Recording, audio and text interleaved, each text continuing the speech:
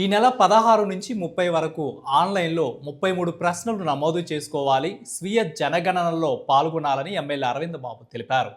ప్రతి ఒక్కరూ స్వీయ జనగణనలో పాల్గొనాలని నరసరావుపేట ఎమ్మెల్యే డాక్టర్ చదలవాడ అరవింద్ బాబు నియోజకవర్గ ప్రజలకు పిలుపునిచ్చారు. గురువారం గుంటూరు రోడ్లోని ఎమ్మెల్యే కార్యాలయంలో ఎమ్మెల్యే స్వీయ జనగణన నమోదు చేసి ప్రారంభించారు.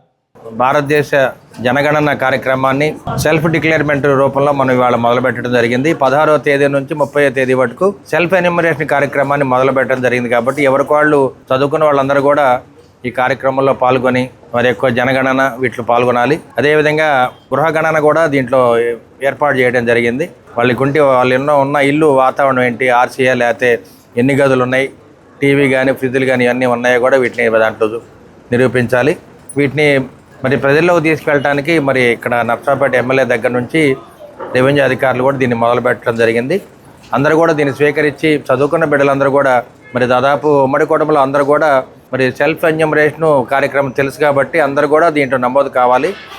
భారత ప్రభుత్వం స్టార్ట్ చేసినటువంటి జనాభా గణన 2027లో భాగంగా మొదటి విడత మే 1 నుంచి మే 30 వరకు ఎన్యూమరేటర్స్ సూపర్వైజర్స్ ద్వారా జరగబోతుంది.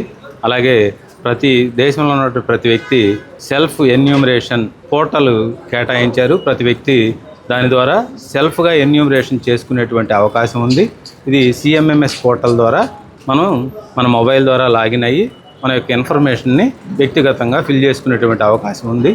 ఈ అవకాశంలో భాగంగా మరి మన సెన్సస్ ఛార్జ్ ఆఫీసర్ గారు అయినటువంటి ఎంఆర్ఓ గారి ద్వారా మన ప్రథమ పౌరులైనటువంటి ఎమ్మెల్యే గారిని సంప్రదించి వారి ద్వారా సెల్ఫ్ ఎన్యూమరేషన్ చేసుకునే విధానం తెలియజేసి సార్ గారి ద్వారా దాన్ని పూర్తి చేయించడం జరిగింది.